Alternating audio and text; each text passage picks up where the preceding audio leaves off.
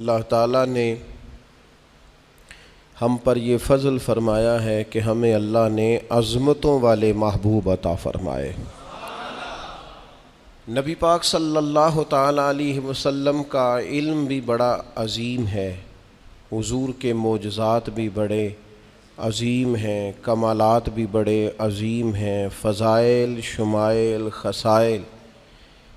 حضور کو اللہ تعالیٰ نے جس زاویے جس سمت سے عطا فرمایا ہے تو عظیم ہی بنایا ہے، لیکن قرآن مجید میں ارشاد فرمایا کہ وَإِنَّكَ لَعَلَىٰ خُلُقٍ عَظِيمٍ، محبوب بے شک آپ کے اخلاق بھی بڑے ہی عظیم ہیں، آپ عظیم خلق پر ہیں، عظیم اخلاق کے مالک ہیں۔ ایک ہوتی ہے خلق، ایک ہوتا ہے خلق۔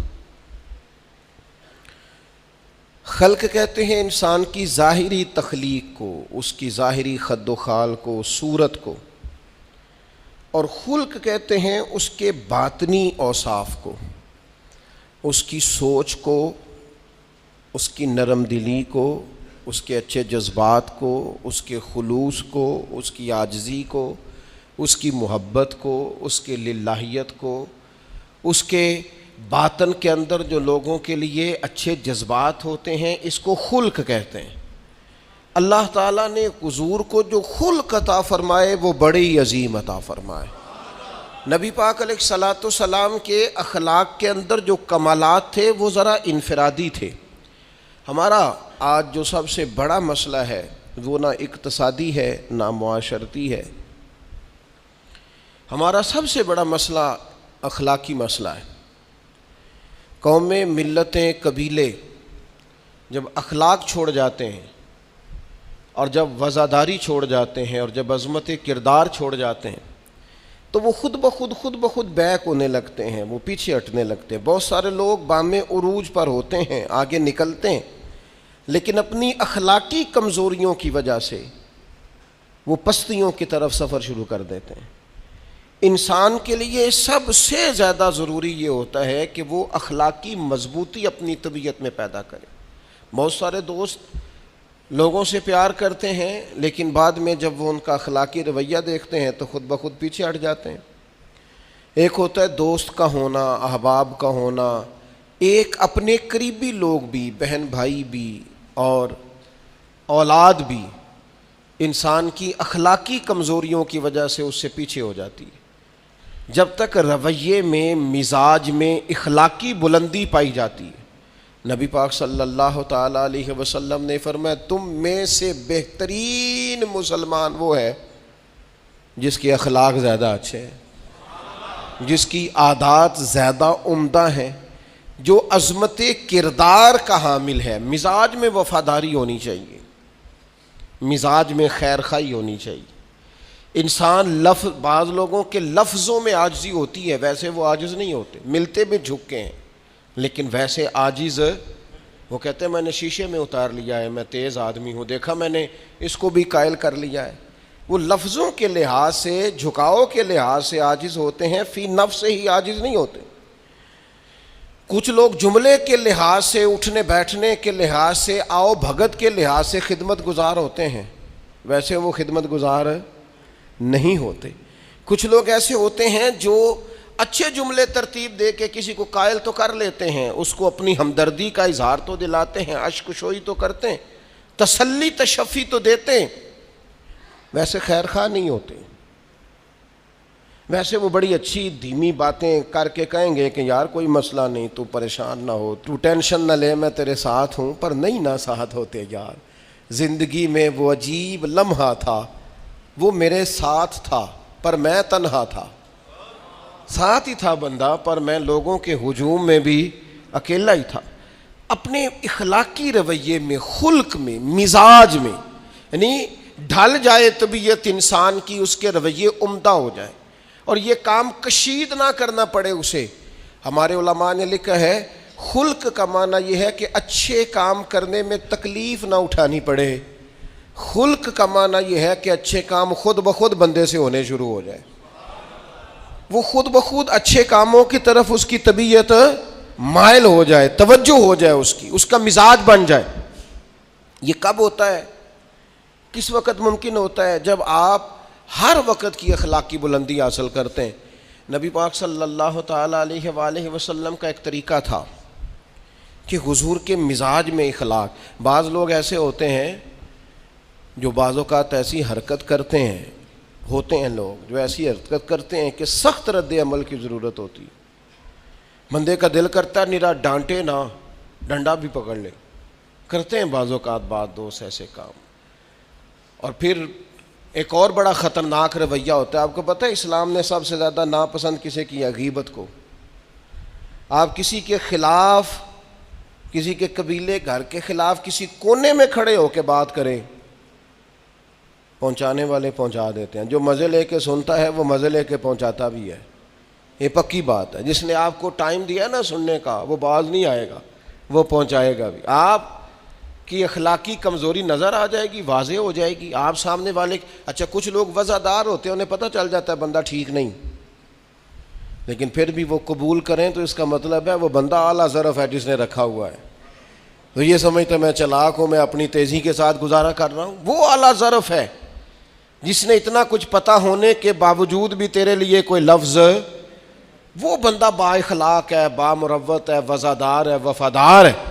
تو میرے عزیز، نبی پاک علیہ الصلوۃ والسلام نے ان اخلاق کی طرف ہماری توجہ دلائی ہے جن میں لوگ بچتے نہیں کہ یہ کام میں نے نہیں کرنا، مجھے کیا لگے، میرا کیا لینا دینا. مثلاً ایک تاجر تھا حضور کے زمانہ نور میں، وہ پھلوں کی تجارت کرتا تھا، مشکات شریف میں موجود ہے. کسی وجہ سے اسے نقصان ہو گیا. تو انسان جب تجارتیں کرتا ہے، زندگی گزارتا ہے، تو جہاں اسے نفع ملتے ہیں وہاں کہیں کہیں اسے خسارے بھی ملتے ہیں. تو الگ بات ہے کہ ہم صرف نفعوں کے قائل ہوتے ہیں، خساروں کے قائل ہی نہیں ہوتے. وہ تاجر تھے، پھلوں کے تاجر تھے، بڑی اچھی تجارت کرتے تھے، کسی وجہ سے نقصان ہو گیا. اب وہ حضور کی بارگاہ میں آئے. ہمارے ہاں یہ ہوتا ہے کہ لوگ کہتے ہیں میرا کیا لینا دینا، بلکہ اگر کوئی بندہ اس طرح کا مسئلہ حل بھی کرا رہا ہو تو کہنے حضرت صاحب تو آڈا نہیں ہے کام. اس تاجر نے اس بارگاہ میں آ کے کہا جہاں جو آ جاتا ہے ہمیشہ بامراد ہی جایا کرتا ہے. یا رسول اللہ صلی اللہ تعالیٰ علیہ وسلم، میں پریشان ہو گیا ہوں. اور پہلے جب آدمی مالدار ہوتا ہے تو دائیں بائیں رش بھی ہوتا ہے، اور جب اس طرح کے حالات ہو جائیں تو وہ جو بڑے قریبی ہوتے ہیں وہ بھی کئی دفعہ ساتھ چھوڑ جاتے ہیں. ساری عمر ہی آٹا گد ہے تے لکھاں کیتے پیڑے، اب وقت آیا ہی تے محمد بخشا کوئی نہیں ہوں بیٹھا نیڑے. لوگ نکل جاتے ہیں، کمزور پڑ گیا بندہ بیچارہ. حضور کی بارگاہ میں عرض گزار ہوا یا رسول اللہ تکلیف میں ہوں. تاجر تھا، پھلوں کی تجارت کرتا تھا اور مشکات میں موجود. نبی پاک علیہ السلام نے دعا بھی فرمائی، کرم نوازی بھی فرمائی، رحمت بھی فرمائی، عطائیں بھی فرمائی. لیکن حضور نے نا صحابہ سے فرمایا سارے مل کے اپنے بھائی کی مدد کرو. تھوڑے پیسے کسی نے دیے، تھوڑے کسی نے دیے، تھوڑے کسی نے دیے، مل کے. اور ایسے لوگوں سے جو لوگ بڑے اس کام کے لیے ہر وقت ذہنی طور پر تیار رہتے تھے، ان لوگوں سے کہا اس کے ساتھ چلو. لیکن اس کا قرضہ ابھی بھی جتنا چڑھ گیا تھا اتنے پیسے جمع نہیں ہوئے تھے. اللہ کرے میں آپ کو سمجھاؤں، یہ بھی اخلاقی بلندی والا کام ہے کہ کسی شخص کی کمزوری میں اسے اٹھانا، گرتے ہوئے کو سنبھالنا، پھسلنے والے کو سہارا دینا، بکھرنے والے کو بکھرنے سے بچا لینا، ٹوٹنے والے کو ٹوٹنے سے بچا لینا، پریشان ہو جانے والے کو سمیٹ لینا. اللہ کے پیارے رسول صلی اللہ تعالی علیہ وسلم نے فرمایا اپنے بھائی کی مدد کرو. لوگوں نے مدد کی، لیکن اس حد تک اس کے پاس پیسے نہ ہوئے جتنا اس کا قرضہ تھا. اب حضور نے ان لوگوں کو بلایا جن کے اس نے پیسے دینے تھے، اور پیسے دینے والوں سے کہا کہ اس کے پاس اتنے ہیں، اتنے لے لو، اور چلو تم بھی کچھ نیکی کرو، کچھ لے لو کچھ چھوڑ دو. یہ کون کرا رہا ہے؟ رحمت للعالمین نبی. اور ہمارا جب کوئی بندہ اس طرح الجھ جاتا ہے پھر تو وہ ساڑھا لگتا ہی کچھ نہیں نا. اتنے دنوں تک نہ رشتہ داری ہوتی ہے، نہ دوستی ہوتی ہے، نہ تعلق. وہ تیری آنکھ ہو یا سنگ ملامت کی چبھن، کون پہنچا ہے میرے درد کی گہرائی تک. دور شہرت میں تو یاروں نے کیا یاد بہت، پر ساتھ آیا نہ کوئی کوچے رسوائی تک. جب حالات خراب ہوتے ہیں تو سب سے پہلا کام یہ ہوتا ہے میرا تعلق کوئی نہیں. اور جب ٹھیک ہوتے ہیں تو پھر بڑی لمبی رشتہ داری نکلتی ہے، او ہو کہتے ہیں وہ بڑی دور کے میرے قریبی تعلقات ہیں، وہ بڑا دور کا رشتہ ہے، میرا بڑا قریبی لین دین ہے. تو بڑی عمدگی سے لوگ بڑی دور شہرت میں تو یاروں نے کیا یاد بہت، پر ساتھ آیا نہ کوئی کوچائے رسوائی تک. جو عرض کرنے جا رہا ہوں اس پر آپ نے زیادہ غور کرنی ہے کہ اگر کوئی آدمی گر رہا ہو تو گرتی دیوار کو دھکا نہیں دینا، اسے سنبھالنا ہے. اس شخص کو وہ یار حالات ہو جاتے ہیں اوپر نیچے، انسان کمزور پڑ جاتے ہیں. راہ چلتے چلتے کئی دفعہ گاڑی کا صرف پیٹرول ہی ختم نہیں ہوتا، جو مفت میں پانی ملتا ہے کئی جگہوں پہ وہ بھی ختم ہو جاتا ہے، اور قریب قریب اس کی بھی کوئی شناخت نہیں ہوتی. کئی دفعہ صرف اور صرف پیٹرول کا مسئلہ ہی نہیں ہوتا، وہ جو 20 روپے میں ہوا ٹائر میں بھری جاتی ہے کئی جگہوں پہ وہ بھی نہیں ملتی. تو تسلی کے لیے اخلاقی رویہ یہ ہونا چاہیے کہ اگر کوئی بندہ کہیں کمزور پڑ رہا ہے، گر رہا ہے، تو اس کی اس کمزوری پر اسے تھاما جائے، اس کی حوصلہ افزائی کی جائے، تسلی دی جائے. لیکن ہمارا یہ ماحول نہیں ہوتا. میں اکثر کہتا ہوں دوستوں سے کہ جو آدمی اپنے گھر کی تیسری منزل شروع کرتا ہے نا، تیسرا لینٹر ڈالتا ہے، اسے سارے جا کے بھائیا کو کم ہو جاتے دسی، بھائی ہونے کیوں دسنا ہے، مالدار آدمی ہے تیسرا لینٹر ڈال رہا ہے. لیکن وہ بیچارہ غریب آدمی جو بالے ڈال رہا ہے اور لکڑی کی چھت ڈال رہا ہے، وہ اگر کسی سے جا کے کہتا ہے نا تھوڑی امداد کرا دے میرا کام رک گیا، تو کہتے ہیں آپ نے پہلے بتانا تھا، اب تو نہیں نا، مطلب وہ تو بڑی پرانی بات تھی، وہ تو میں نے بانٹ دیا، رمضان میں بڑا کر دیا، فلانی جگہ بڑا. یہ لہجہ درست، یہ اخلاقی رویہ نہیں. درد دل اور چیز کا نام ہے، خیر خائی اور چیز کا نام ہے. وہ کسی نے کہا تھا کہ پلا کر گرانا تو سب کو آتا ہے، مزہ تو تب ہے کہ گرتوں کو تھام لے ساکی. کوئی گر رہا ہو اس کا بازو پکڑنا، اس میں مزہ ہے، اس میں لطافت ہے، اس میں حسن ہے. اور ایک دوسرا اخلاقی رویہ جس کی بہت زیادہ ضرورت ہے، جو ہمارے زیادہ ساتھ ہوتے ہیں نا، غلطیاں بھی انہوں نے ہی کرنی ہوتی ہیں. جو آپ کے ساتھ نہیں انہیں آپ کو معاف بھی نہیں کرنا پڑتا. معاف کسے کرنا پڑتا ہے؟ جو اپنے معاف کسے کرنا پڑتا ہے؟ اپنے خادم کو. اگر آپ آفیسر ہیں تو اپنے ملازم کو. معاف کسے کرنا پڑتا ہے؟ اپنے بہن بھائیوں کو، رشتہ داروں کو، اہل خانہ کو. معاف کسے کرنا پڑتا ہے؟ اپنے شاگردوں کو، ارادت مندوں کو، دوست احباب کو. اپنوں کو معاف کرنا ہوتا ہے. کسی کے ساتھ آپ کا کئی دفعہ دوست آ جاتے ہیں، میں عمرے پہ جا رہا ہوں، کوئی غلطی ہوئی تو معاف کر دینا، تو میں کہتا ہوں مجھ سے آپ کیا معافی مانگیں گے، آپ ادب سے مل کے چلے جاتے ہیں. جن کے ساتھ آپ کا اٹھنا بیٹھنا ہے ان سے معافی مانگیں. جو زیادہ قریب رہیں گے غلطیاں بھی تو وہی کریں گے نا، جو روز مانتے ہیں، کسی وقت سستی بھی دکھاتے ہیں. تو معاف تو کرنا ہوتا ہے اپنوں کو. ایک خاص بات کروں آپ سے، بیٹیوں کو معاف نہیں کرنا پڑتا، معاف بہو کو کرنا پڑتا ہے. کر کے تو دیکھو نا یار. ایک معیار ہے بیٹی کے لیے، وہ بیاہ کے کسی جگہ گئی ہے، اس کی شکایت آئی ہے، تو ہمارا جواب یہ ہے کہ ابھی بچی ہے، سیکھتے سیکھتے سیکھ جائے گی. یہ جواب بنائیں بہو کے لیے. اگر وہ غلطی کرے، اس کی ساس شکایت کرے، اس کا خاوند شکایت کرے، تو یہ بہو کے لیے بولیں کہ ابھی بچی ہے، سیکھتے سیکھتے. یہ بہو کے لیے بات کریں کہ بچی ہے، سیکھتے سیکھتے. یہ بہو کے لیے ضرورت ہے اس کی. بیٹی کے لیے تو اس کی ضرورت، بیٹی غلطی کرے تو اس کے وکیل بن جاتے ہیں. ساری زندگی ساس سسر اپنی بیٹی کے وکیل رہتے ہیں اور اپنی بہو کے جج بنے رہتے ہیں. اس کے لیے فیصلے سناتے ہو، اس کی وکالت کرتے ہو. یہ بیٹی نہیں کسی کی، اس کے جج بن گئے ہو، اس کے حق میں فیصلوں کا اعلان ہے، اس کے لیے وکالتوں کا اعلان ہے. چھ معنی دارت. مسلمان کا یہ اخلاقی رویہ نہیں ہوتا. نبی پاک علیہ الصلوۃ والسلام نے ہمیں سبق دیا ہے، جو قریب رہنے والے ہیں انہیں تو معاف کرنا ہے، دوسرے کو تو معاف کرنا ہی نہیں پڑتا. اپنوں کو ہی تو معافی کی ضرورت ہوتی ہے، چونکہ اپنوں نے ساتھ رہنا ہے. حضرت انس بن مالک رضی اللہ تعالیٰ عنہ یہ بڑے خوش نصیب خوش بخت انسان ہیں. کہتے میری اماں خود مجھے حضور کی بارگاہ میں چھوڑ گئی تھی کہ یا رسول اللہ یہ آپ کی خدمت کرے گا. کہتے میں نے 10 سال حضور کی نوکری کی ہے، نبی پاک نے کبھی اوف بھی نہیں کہا. بلکہ بخاری مسلم میں ایک انوکھی بات موجود ہے. فرماتے ہیں مجھے ایک دن حضور نے فرمایا جا یہ کام کر کے آ. کہتے میرے دل میں یہی تھا کہ فوراً جاؤں گا. اسی طرح لفظ موجود ہے, میرے دل میں تھا جاؤں گا کر کے آؤں گا. حضور نے فرمایا کر کے آ. دل میں پکا ارادہ تھا جاؤں گا, لیکن اپنی زبان سے میں نے کہا حضور میں نے کوئی نہیں جانا. یہ کیوں بات کی؟ یہ ذرا لاڈ کے ساتھ کی, یہ ذرا ناز کے ساتھ کی, یہ ذرا نا محبت کے ساتھ کی. یہ ذرا حضور جو پیار کرتے تھے نا, اس پیار کو سامنے. حضور میں نے نہیں جانا. تو کہتے ہیں حضور تھپکی دے کے, یہ غلام سے بات ہو رہی. حضور فرمانے لگے چل نہ تجھے کہا ہے نہ جا کر کے آ. کہتے میں چلا گیا, اسی ارادے سے گیا تھا جاؤں گا, لیکن رستے میں جب میں گیا تو بچے کھیل رہے تھے, میں نے بھی کھیلنا شروع کر دیا. کھیل رہا ہوں دیر ہو گئی. حضور نے بھیجا تھا کسی کام. اب جب زیادہ دیر ہوئی تو کریم گھر سے نکلے, اور جب حضور نے مجھے دور سے دیکھا اور مجھے کریم کے آنے کا پتہ چلا تو اب میں ڈرا.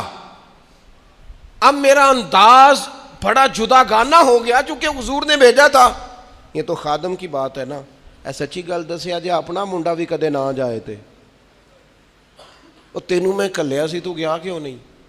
ناراض نہیں ہونا آپ نے, لیکن چلو بچہ ہے, کسی وقت دیر سویر بھی ہو ہی جاتی ہے, کیوں اتنی سختی کرتے ہیں؟ حضرت انس بن مالک کہتے ہیں جب حضور کو آتے دیکھا تو میں پوری طرح ڈر گیا, لیکن قریب محبوب جب میرے قریب آئے اور مجھے ڈرا ہوا دیکھا نا, تو پھر رحمت للعالمین محبوب کی رحمت کا بادل چھایا. اور جب حضور مجھے دیکھ کے ہنسے نا, بس وہ ہنس گئے اور میرا کام بن گیا. بس کریم تھوڑی دیر ہوئی, ایک آیا کالیاں زلفاں والا, ایویں دو کڑیاں میرے من وچ رکیا تے کر گیا نور اجالا. بات بن گئی, بات طبیعت ٹھنڈی ہو گئی. تو حضور فرمانے لگے میں نے کہا تھا جاؤ, گئے نہیں. اب جب حضور مسکرا گئے تو بات ہی ختم ہو گئی. یا رسول اللہ صلی اللہ علیہ وسلم جانے لگا ہوں. تو حضور نے پھر شروع سے بات شروع کر دی, حضور جانے لگا ہوں. فرمایا جا دوڑ کے آ, پھر جو کہا تھا وہ کر کے آ. لیکن وہ بیچ میں جو دیر ہوئی تھی, وہ جو لیٹ ہوئی تھی, اور جو میں کہہ کے آیا تھا میں نے نہیں جانا, حضور نے اس بات پر مجھ سے کوئی سختی نہیں کی. میرے عزیز, اپنوں نے تو غلطی کرنی ہے, معاف کس کو کرنا ہے؟ اپنوں کو. لیکن ہم نے باہر ساری دنیا کو معاف کر دیا ہے, اپنوں کو ہم معاف کرنے کو تیار نہیں.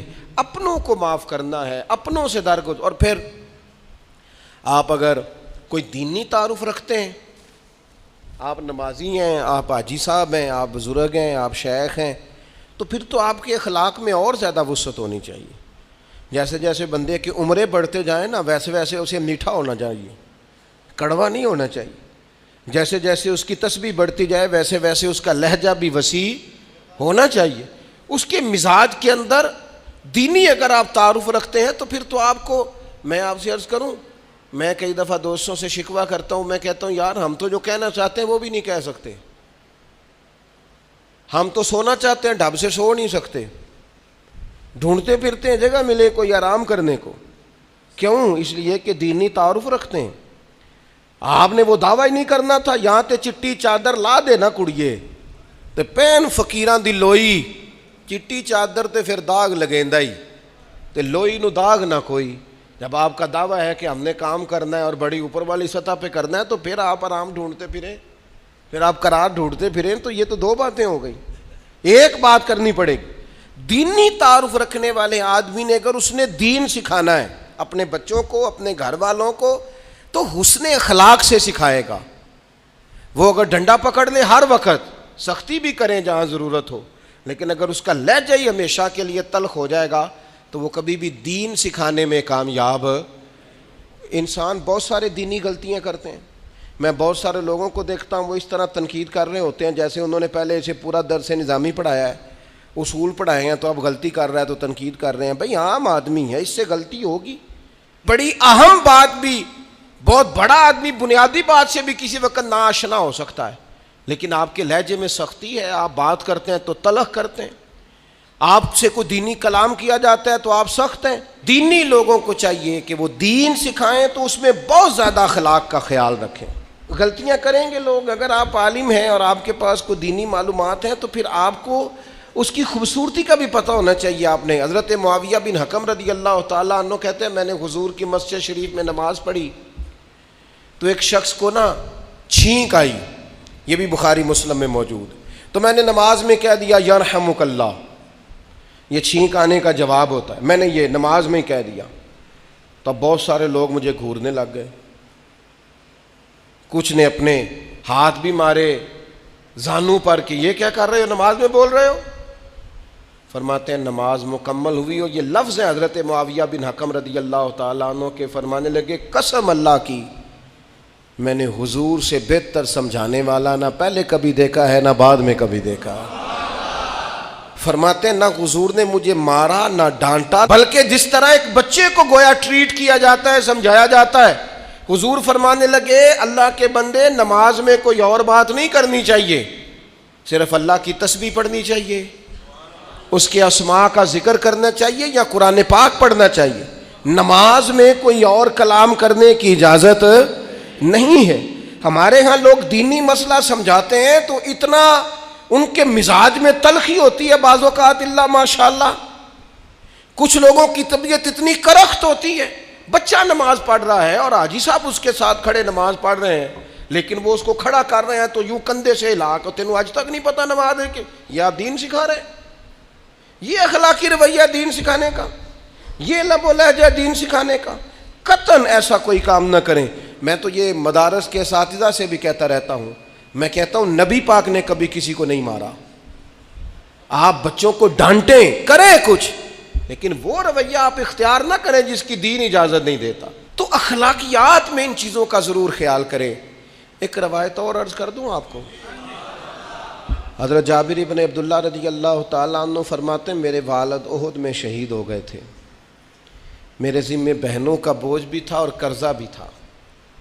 اللہ کے محبوب علیہ السلام نا مختلف طریقوں سے مختلف انداز میں میرے اوپر کرم نوازیاں فرماتے. نوازنے کا طریقہ, آپ نہ کسی کو نوازیں بہانے سے. میں نے بعض بزرگوں کو دیکھا ہے کسی بچے کو ادارے میں خانقاہ میں کمزور دیکھتے, وہ سریلا بھی نہیں ہے, اسے کہتے چل پتر نعت سنا, وہ نعت سنا رہا ہے تو اسے نذرانہ دے رہے ہیں, چل بیٹے تلاوت سنا, چل تقریر سنا, کسی بھی طریقے سے اس کو تسلی ہو رہی. اور اس طرح کا رویہ نہ اپنایا جائے کہ وہ مانگنے والا بن جائے.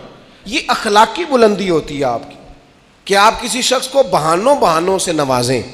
اس طرح کا ماحول نہ بنائیں کہ آپ اسے کہیں کہ چونکہ تو کمزور ہے, غریب ہے, فقیر ہے, لہذا تجھے دے رہا ہوں. حضرت جابر بن عبداللہ فرماتے ہیں, اور یہ بھی آپ کو مسلم شریف میں ملے گا, فرماتے ہیں کہ جنگ میں حضور کے ساتھ تھا, میرا اونٹ بڑا کمزور ہو گیا, بیمار ہو گیا, چل نہیں رہا تھا. حضور میرے قریب آئے اور پیچھے آ کے فرمانے لگے اسے بھگاتا کیوں نہیں. میں نے کہا حضور بیمار ہے کیسے بھگاؤں. تو نبی پاک نے نا اونٹ کو ایک درہ لگایا اور گویا پیغمبر اعظم نے حکم دیا, نبی رحمت نے, نبی اکرم نے حکم دیا, فرمایا اونٹ بھاگتا کیوں نہیں. وہ جو سب سے پیچھے تھا وہ سب سے آگے نکل گیا. واہ کیا جود و کرم ہے شہ بطحا تیرا, اور نہیں سنتا ہی نہیں مانگنے والا تیرا. سرکار نے حکم دیا, وہ اونٹ سب سے آگے نکل گیا. اب حضور گھوڑا دوڑا کے آگے آئے, فرمانے لگے جابر یہ اونٹ میرے ہاتھ بیچ نہیں دیتا. وہ بیمار تھا, حضور کے حکم سے بھاگا ہے, فرمایا بیچ نہیں دیتا. کہا نہیں یا رسول اللہ ویسے ہی رکھ لیں. فرمایا نہیں میں پیسے دوں گا.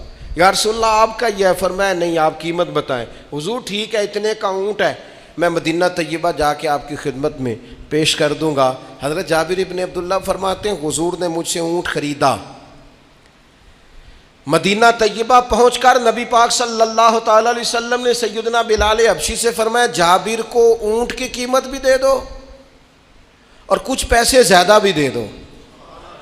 فرماتے ہیں مجھے اونٹ کی قیمت بھی مل گئی, کچھ پیسے زیادہ بھی مل گئے, اور جب میں حضور کی بارگاہ میں حاضر ہوا اونٹ پیش کر کے اور قیمت لے کے جانے لگا تو حضور فرمانے لگے جابر جانا نہیں, قیمت بھی تیری ہے اونٹ بھی تیرا ہے. نبی پاک نے وہ اونٹ بھی تحفے میں مجھے واپس دے دیا. یہ اخلاقی رویے کی بلندی کہ کسی شخص کی غربت میں اسے نوازنا, لیکن اس طرح کا نوازنا کہ اسے محسوس نہ ہو کہ مجھے امداد دی جا رہی ہے. تو اپنے ان چند ایک اخلاقی رویوں پر ضرور توجہ کریں۔ ایک تو سب سے جس کو آپ دیکھیں کمزور ہو گیا ہے، گر رہا ہے، پریشان ہے، اس کا ضرور خیال کریں۔ لوگ بڑے بڑے تیز دوڑتے ہیں، کسی جگہ پھر گر بھی جاتے ہیں، گرتے ہوئوں کو سنبھالنے کی کوشش کریں۔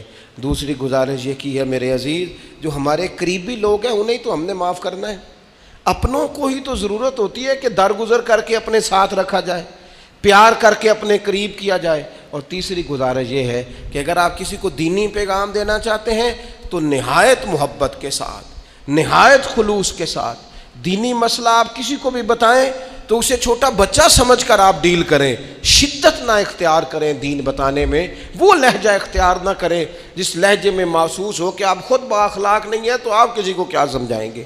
اور چوتھی گزارش یہ کی ہے، جب کسی کی مدد کریں اسے رسوا کر کے نہیں، کسی کی پھیلی جھولی دیکھ کر خوش ہو کے نہیں، بلکہ آپ اعزاز بھی اس شخص کو عطا کریں اور رویہ اس طرح کا اختیار کریں جس میں محسوس ہو کہ اس کی عزت نفس مجروح نہیں ہوئی۔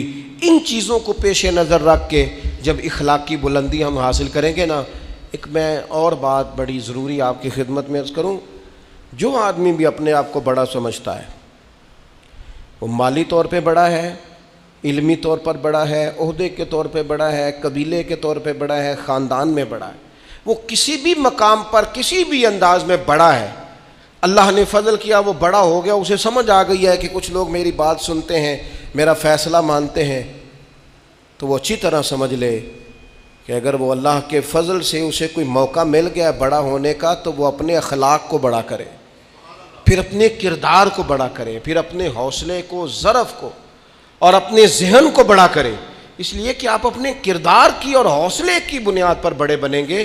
صرف یہ کہ 2-3 آپ کے نام کے ساتھ القابات لگ جائیں اور چند لوگ آپ کو سلوٹ کرنے لگ جائیں، اس سے نہیں پتہ چلے گا کہ آپ بڑے ہیں۔ کردار و عمل سے خوشبو آئے گی تو پتہ چلے گا آپ کتنے بڑے ہیں۔ اللہ تعالی ہمیں سمجھنے کی توفیق عطا فرمائے۔